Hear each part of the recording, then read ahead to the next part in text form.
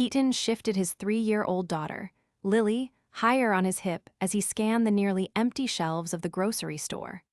The fluorescent lights buzzed overhead, casting a harsh glare on the last few loaves of bread. He reached for the cheapest one, sighing as he mentally calculated the total cost of his groceries. He had $37 in his wallet, and every cent had to stretch. "Daddy, can we get the strawberry yogurt?" Lily asked, her big brown eyes hopeful. Keaton hesitated, glancing at the price. It was $2.79 more than he wanted to spend. But then he looked at Lily, her small fingers clutching the edge of his worn-out coat, and he nodded. "All right, sweetheart, just one okay." Her face lit up and she clapped her hands. "Thank you, Daddy." They made their way to the self-checkout area, where Keaton grabbed an open register and began scanning his items. He swiped the loaf of bread first, then reached for the strawberry yogurt Lily had asked for. As he moved, a soft, trembling sound caught his attention. He turned his head and saw an elderly woman standing a few feet away, clutching a small grocery basket. She had short silver hair, neatly combed, and wore a beige wool coat that looked expensive but slightly outdated. Her frail hands trembled as she stared at the touchscreen in front of her, her shoulders hunched. A quiet sniffle escaped her, and she hastily wiped at her cheek, but a tear slipped down anyway. Her eyes, already glistening, brimmed with fresh tears as she blinked rapidly, as if trying. Keaton frowned. She looked lost, or maybe overwhelmed. He glanced at Lily, who had noticed the woman too. "Daddy, she's sad," she whispered. Keaton hesitated. He had his own problems, bills piling up, rent overdue, and a job that barely covered basic expenses. But something about the woman's quiet distress tugged at him. He had been raised better than to ignore someone in need. Adjusting Lily on his hip, he stepped away from his own register and approached the woman. "Madam, are you okay?" he asked gently. The woman blinked up at him as if surprised anyone had noticed her. "Oh, she faltered, her voice shaky. She gestured toward the self-checkout screen. "I don't understand how to use this. I usually go to the regular checkout, but they seem to be closed now." Keaton immediately understood. These machines could be frustrating, especially for someone not used to them. "Here, let me help you," he offered. Relief washed over her face. "Oh, thank you, dear. I didn't want to bother anyone, but I don't shop alone often anymore." Keaton gave her a reassuring nod and guided her through the process. He scanned her items, just a few essentials, like milk, bread, and a small bag of apples.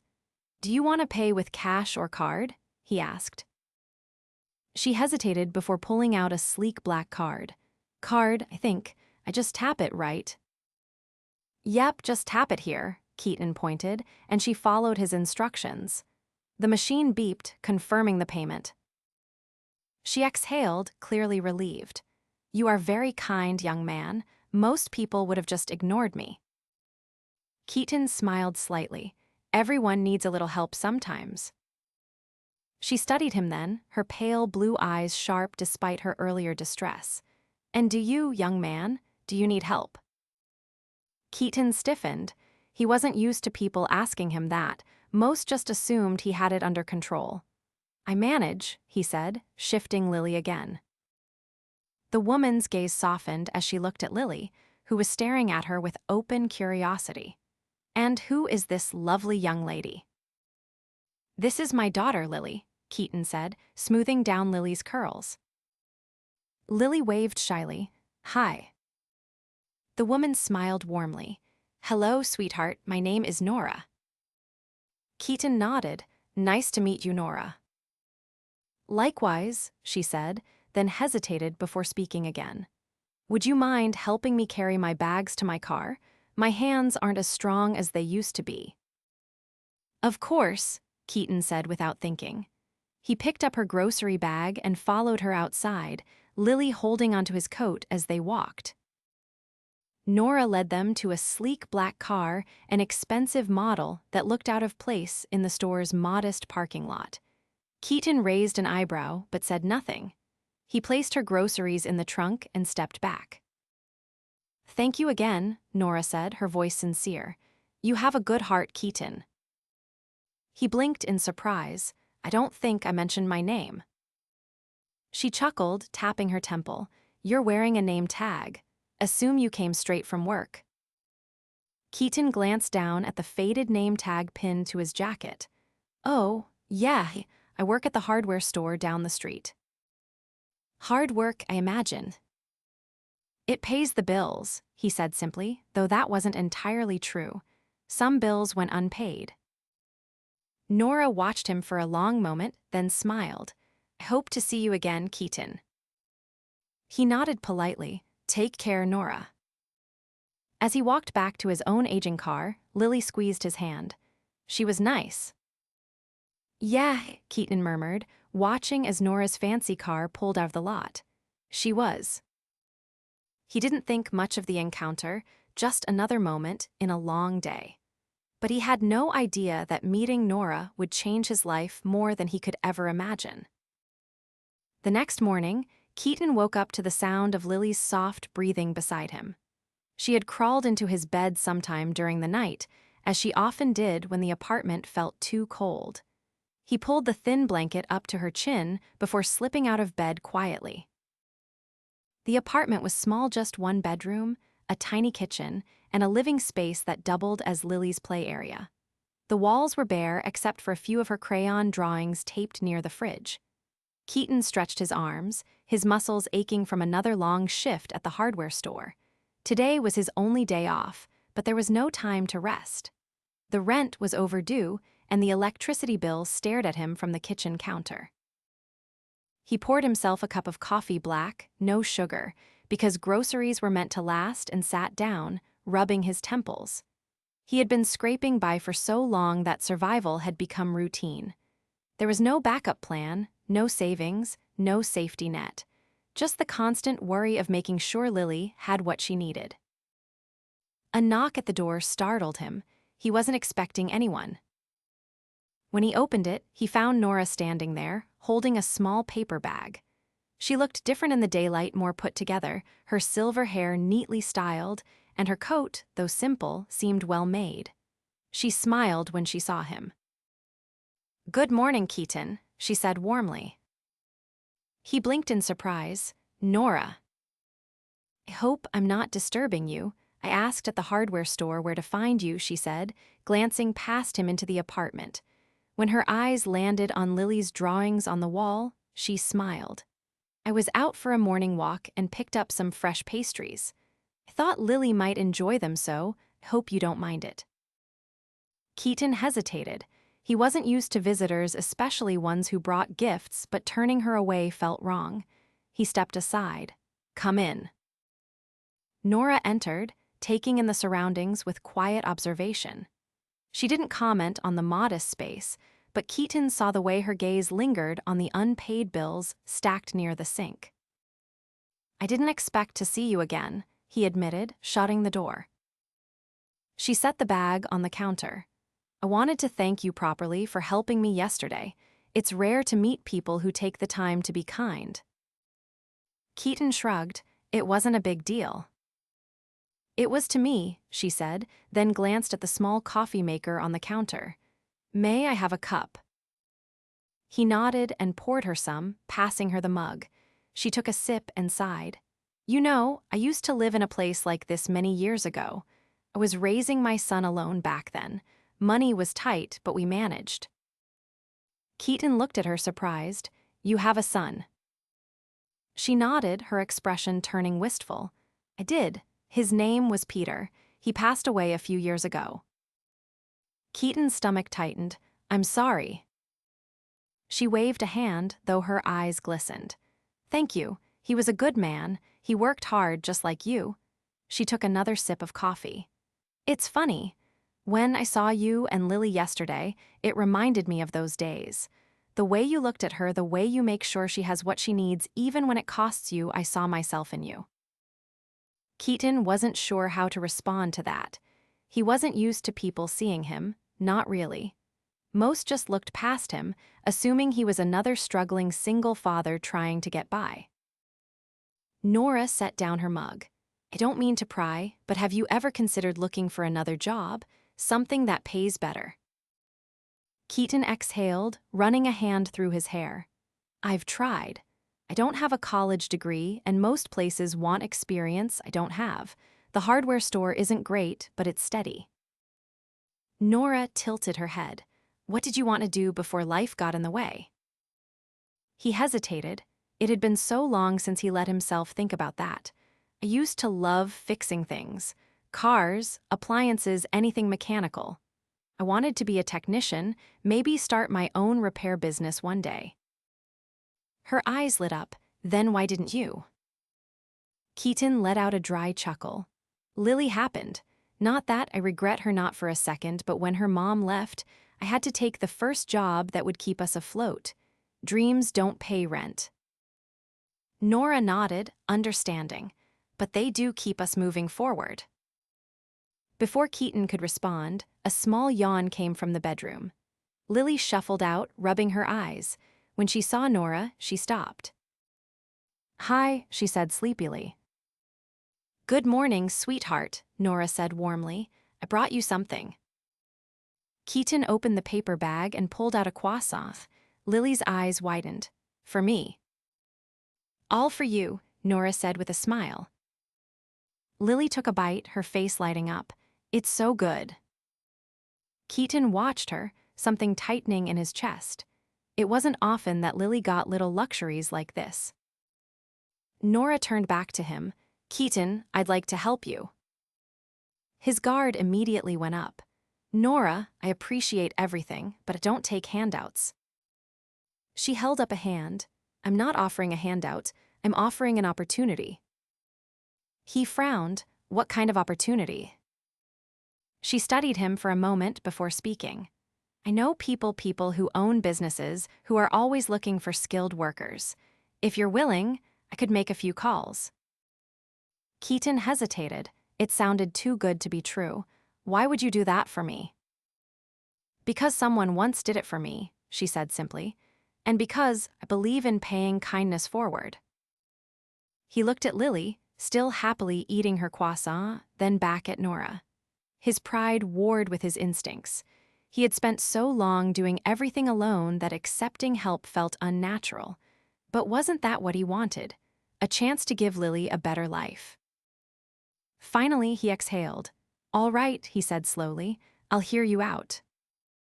Nora's smile was warm. That's all I ask.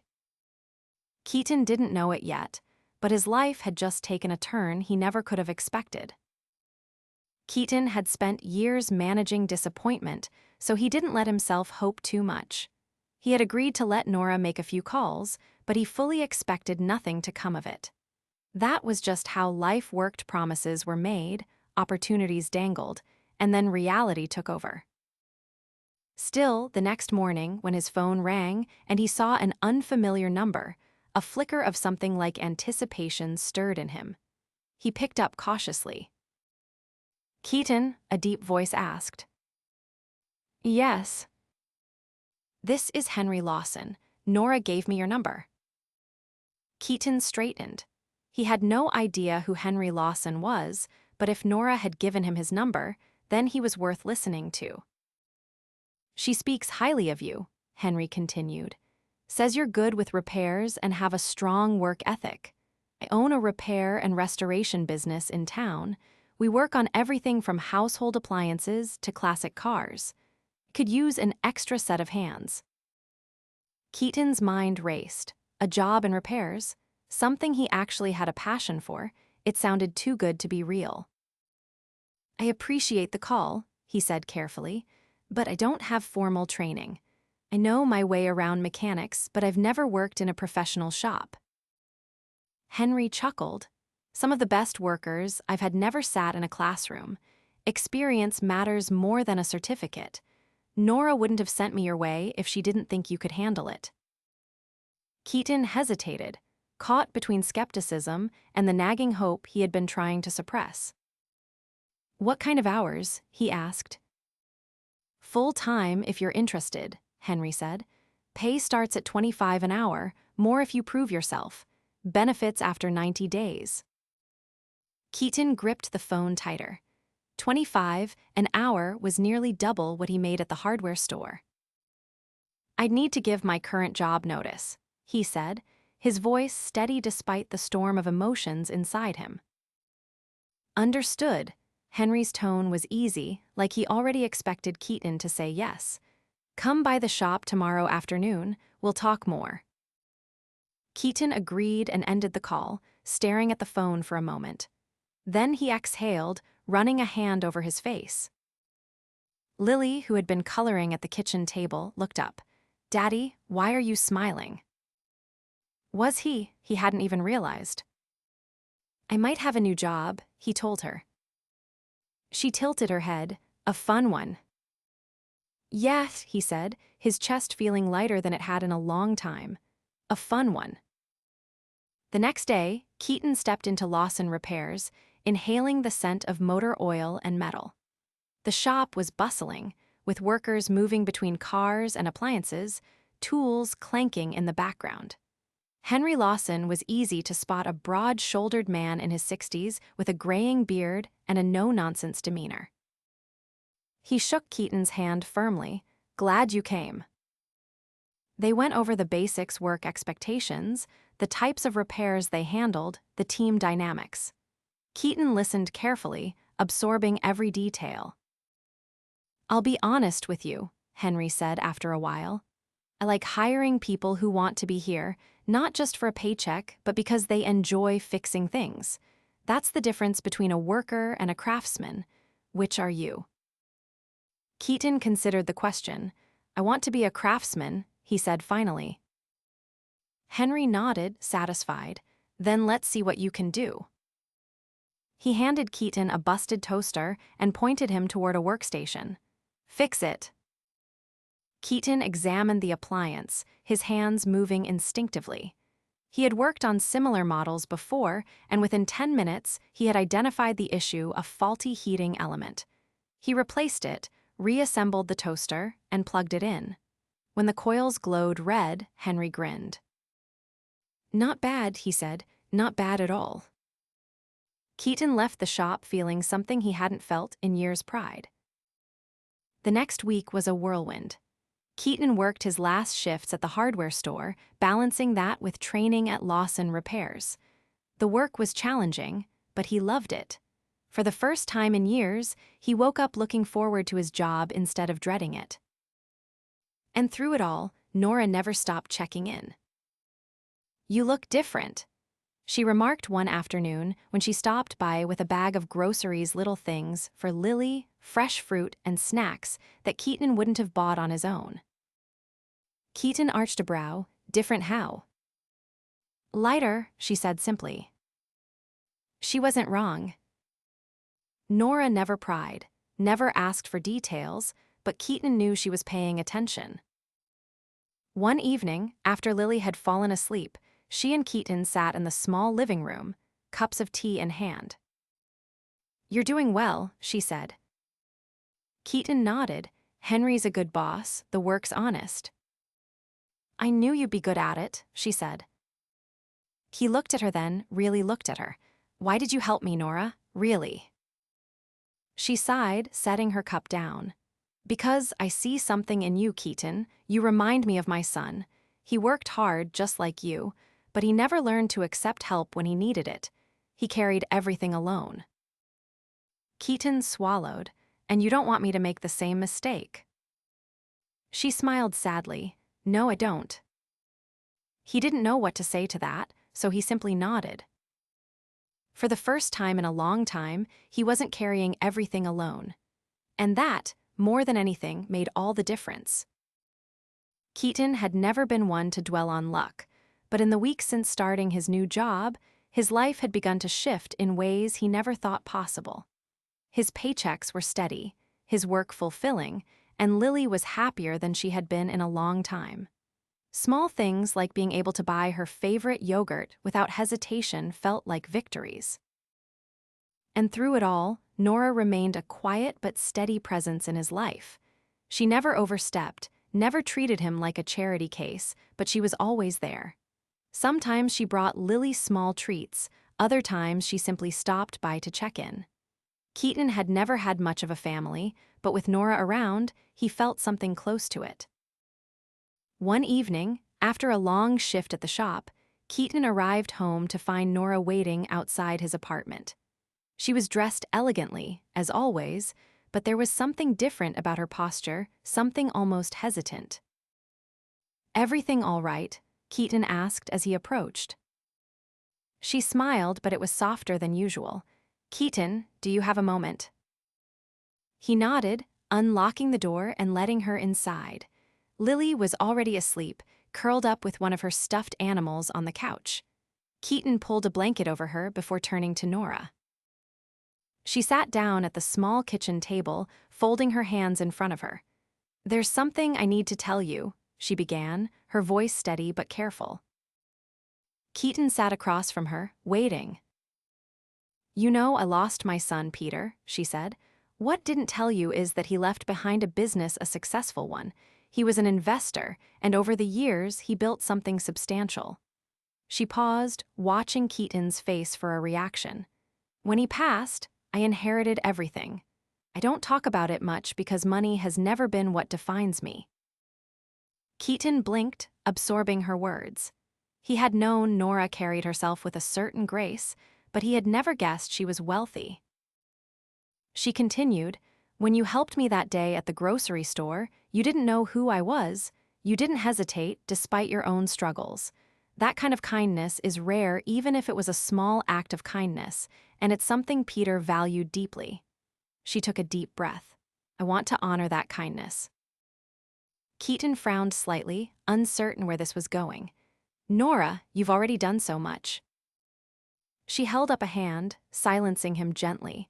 "Keaton, I'm giving you $20,000. The room went silent.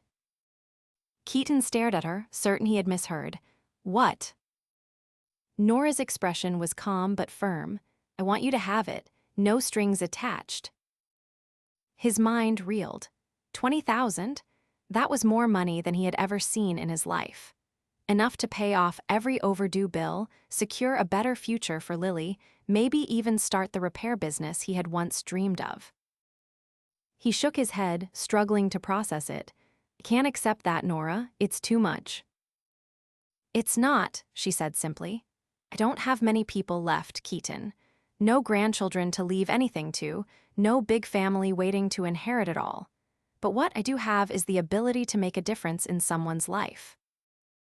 He exhaled sharply. "I didn't do anything to deserve this." She smiled, her eyes kind. "You reminded me that there are still good people in this world, that kindness isn't gone, and that's worth more than money." She reached into her purse and pulled out an envelope. "This is for you. Use it how you see fit." Keaton didn't move. His hands trembled slightly as he stared at the envelope on the table. "You don't have to decide right now," she said gently, "but it's yours." Keaton swallowed hard, emotions warring inside him. He had spent so long scraping by, learning to survive with nothing. Accepting something like this felt impossible. But then he thought of Lily. Thought of the nights he had gone without eating so she could have enough. Thought of the overdue rent notice still tucked in the kitchen drawer. He looked at Nora, his voice hoarse. "I don't know how to thank you." She reached across the table, squeezing his hand. "You already have." Keaton exhaled, his chest tight with something unfamiliar. Not just gratitude, but hope. For the first time in a long time, the future didn't feel like something to fear. It felt like something to build. Keaton sat at the kitchen table long after Nora had left, staring at the envelope as if it might disappear. He had spent years stretching every dollar, calculating every expense down to the cent. And now, in front of him, was more money than he had ever held in his life. Lily stirred in her sleep, her small body shifting under the blanket. Keaton glanced at her, his heart tugging with the familiar ache of wanting more for her. He had spent so much time just surviving that the idea of actually living felt foreign. The next morning, he made a decision. He wasn't going to waste this chance. He started by paying off the overdue rent, then settled the electric bill.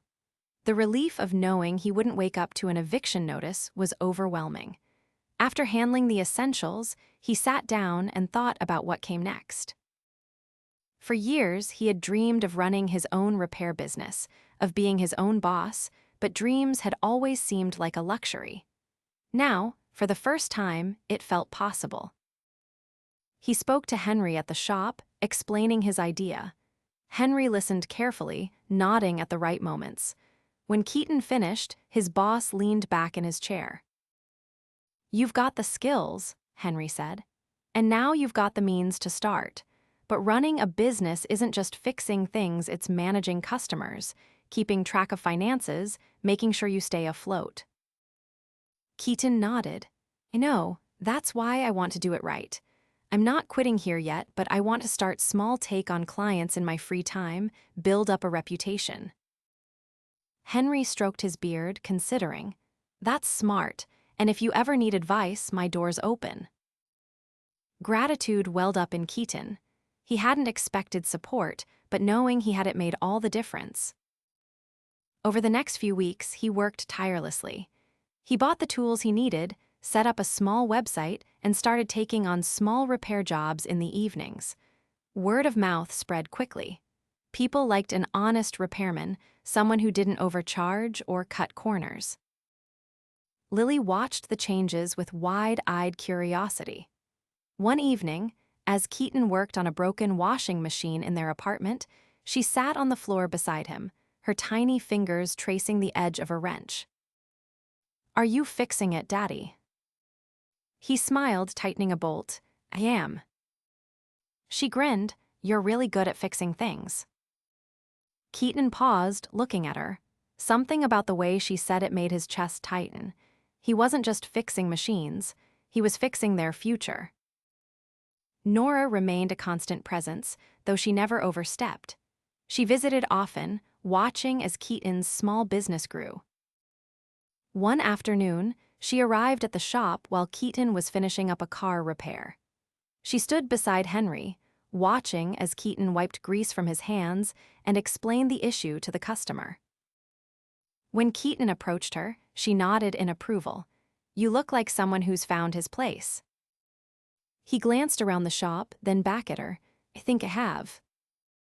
She gestured toward a nearby bench, and they sat down. "I wanted to tell you something," she said. "I've been thinking about what comes next for me." Keaton frowned slightly. "What do you mean?" She exhaled, folding her hands in her lap. "I've spent a lot of time alone since Peter passed, and for a long time, I thought that was just how things had to be. But now—" She looked at him, then toward Lily, who was playing near the shop's waiting area. "Now, I think I'd like to be part of something again." Keaton understood what she was saying without her having to explain it. She had given him a gift, but he had given her something too, a sense of belonging. "You always have a place with us," he said simply. Nora smiled, her eyes shining. "I was hoping you'd say that." Time passed and Keaton's business grew. Eventually, he was able to leave Lawson Repairs and focus on his own work full-time. He found a small storefront, nothing fancy, but enough to serve as a proper workshop. Customers came steadily, and for the first time in his life, he didn't feel like he was barely holding on. One evening, as he locked up the shop, he found Nora sitting on a bench outside, watching the sunset. He sat beside her, the evening air cool against his skin. "You did it," she said, nodding toward the shop. Keaton followed her gaze, a slow smile spreading across his face. "Yeah, did."